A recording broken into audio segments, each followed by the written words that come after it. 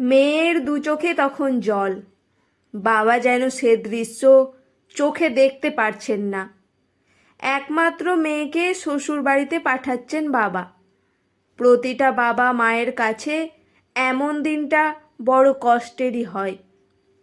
তার ওপর বিদায় বেলায় বিয়ের আগে এক রীতি কনকাঞ্জলি।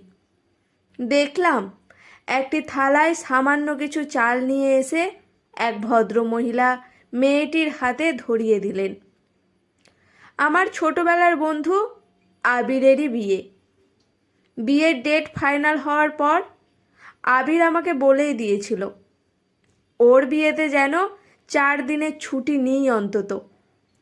সেই মতো আমি ছুটি নিয়েই কলকাতা থেকে গিয়েছিলাম মেদিনীপুরে। বিয়ের দিন থেকেই আমি আছি ওর সাথে। পরের দিন বর কনে নিয়ে ফেরার পালা। তখন মনে মনে ভাবছিলুম এই এক বিচ্ছিরি নিয়ম কনকাঞ্জলি, যা মনকে সত্যিই ভারাক্রান্ত করে। বাবা মায়ের সব ঋণ শোধ করে দিয়ে মেয়েকে চলে যেতে হবে তার নতুন সংসারে। পাশ থেকে কে একজন যেন বলে উঠলেন, কোথায় গেল সব? আর কনকাঞ্জলিটা নেবে কে? আসলে মেয়েটির মা নেই। বছর 7 আগে মা মারা গেছেন। একজন বয়স্ক মহিলা পাশ থেকে বলে উঠলেন, মা নেই তো হয়ে যায়টা আবার কি? কনকাঞ্জলি নীলুই নেবে। মেয়েটাকে এতদিন নীলুই তো বুকে করে আগলে রেখেছিল। নীলু অর্থাৎ মেয়েটির বাবা। এদিকে ক্যামেরাম্যান এই বিদায়কালীন মুহূর্তকে ক্যামেরায় ধরে রাখার জন্য ভীষণ তৎপর। আবির পাশে দাঁড়িয়ে চুপ করে। টোপরটা মাথাতে নেই, হাতেই ধরে আছে। তারপর ওই বয়স্ক ভদ্রমহিলা একটু কাছে এসে বললেন, মিতু, কাঁদিস না। সব মেয়েকেই বাপের বাড়ি ছেড়ে শ্বশুর বাড়ি যেতেই হয়, এটাই নিয়ম। নে, থালাটা ভালো করে ধর, আর বাবাকে বল তোমার সব ঋণ শোধ করে দিয়ে গেলাম বাবা। এটা 3 বার অন্তত বল। এদিকে ক্যামেরাম্যান একটু এগিয়ে এসে থালাটা কিভাবে ধরলে ফটোশ্যুটটা ভালো হবে সেই চেষ্টা করছে। হঠাৎ করে আমার বন্ধু আবির বিরক্ত হয়ে বলল, 1 সেকেন্ড, এগুলো কি হচ্ছে জানতে পারি? বয়স্কা মহিলা বলে উঠলেন, কনকাঞ্জলি। এটা করা যাবে না। একটু বিরক্ত হয়েই আবির কথাটা বলল। আবিরের কথা শুনে আমি একটু থমকে যাই। গতকাল রাতে বিয়ের মণ্ডপে বসে আর একটা ঝামেলা পাকিয়েছিল আবির। পুরোহিত যখন বলেছিল এবার কন্যা সম্প্রদান হবে, তখন আবিরই বাধা দিয়ে বলেছিল, সম্প্রদান মানে? জিনিসপত্রকে দান করা যায় শুনেছি, তা বলে একটা আস্ত মানুষকে দান? ও দান গ্রহণ করব না। এটা মেনে নেওয়া মানে তো একজনকে অসম্মানিত করা। যাকে বিয়ে করছি তাকে সম্মান দিয়ে বিয়ে করতে চাই। কোনো মতেই সম্প্রদান করা যাবে না। এবার ভাবুন কি করবেন। পুরোহিত মশাই মেয়েটির বাবা অর্থাৎ আবিরের শ্বশুর মশাইকে ডেকে বলেন, দেখুন কি করবেন, যেটা নিয়ম সেটা তো করতেই হবে। আবিরকে অনেক বুঝিয়েও কিছু কাজ হয়নি। আবির নিজের জেদে একদম অনড়। আবিরের মতকে মেনে নিয়েই বিয়েটা হয়। তবে পুরোহিতকে বিয়ের শেষে বলতে শুনেছিলাম, জীবনে এটাই আমার প্রথম দেখা, কন্যা সম্প্রদান ছাড়া মেয়ের বিয়ে হলো। দিনে দিনে কত কি দেখতে হবে কে জানে। সে যাই হোক, আবিরের এমন সিদ্ধান্ত ভালো লেগেছিল তখন। আবিরকে আমি খুব ভালো করেই চিনি। যেটা ওর কাছে অন্যায় মনে হবে সেটা অন্যায়। খুব প্রতিবাদী মনোভাবা সম্পন্ন ছেলে একটা, যে রীতি লঙ্ঘন করলে শরীরে মনে কোনো কষ্ট হবে না, যে রীতি না মানলে সমাজের কোনো অপকার হবে না, সে রীতি না মেনে চললে কি যায় আসে। তো এবারে কনকাঞ্জলি রীতির কথা শুনে আবির বলে উঠল, ওসব আজে বাজে নিয়ম মানা যাবে না।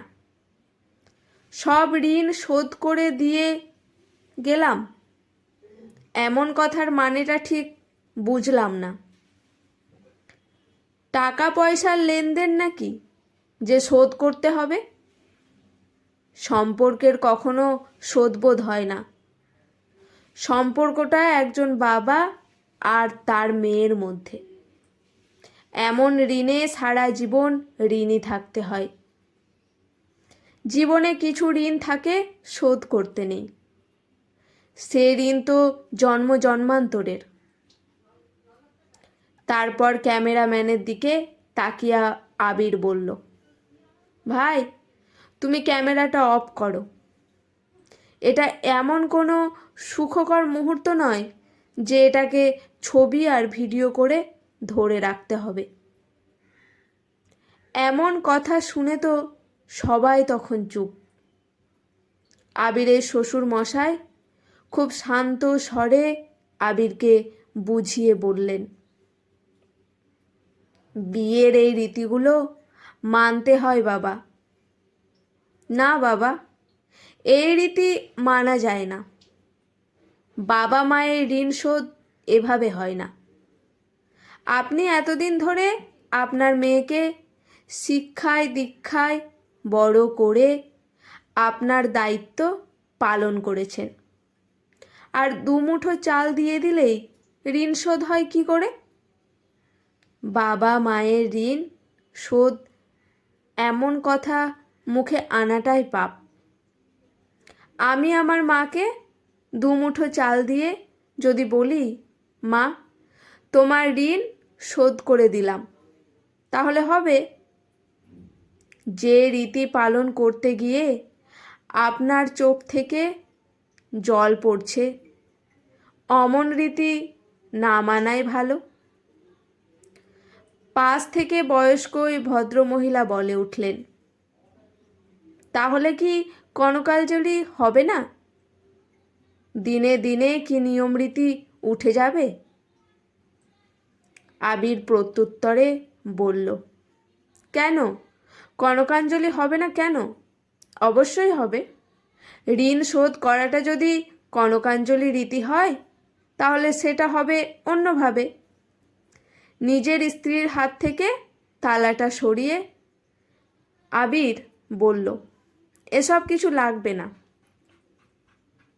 তারপর শ্বশুরমশাইয়ের দিকে তাকিয়ে বলল, বাবা আপনি আমাদের দুজনের মাঝখানে এসে দাঁড়ান।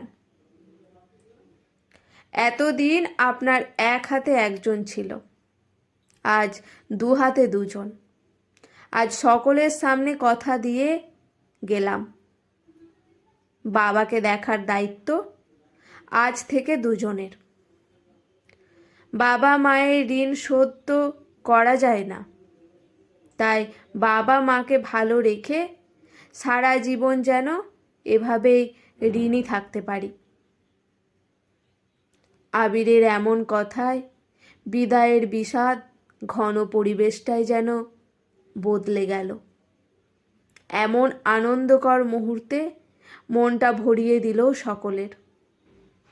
ততক্ষণে ক্যামেরাম্যান ক্যামেরা অন করে বিয়ের এমন সেরা মুহূর্তটাকে তুলে ধরতে ব্যস্ত। এত সুন্দর একটা কনকাঞ্জলি পেয়ে বাবাও ভীষণ খুশি। আমিও সেই প্রথম দেখলাম বিদায় বেলায় কোনো মেয়ে তার স্বামীর হাত ধরে শ্বশুর বাড়ি যাচ্ছে হাসি মুখে। আজকের গল্পটি এখানেই সমাপ্ত। গল্পটি কেমন লাগলো অবশ্যই কমেন্ট করে জানাবেন। ভালো লেগে থাকলে চ্যানেলটি সাবস্ক্রাইব করে লাইক করে পাশে থাকবেন। গল্পের নাম কনকাঞ্জলি, কলমে সরজিৎ ঘোষ। ধন্যবাদ।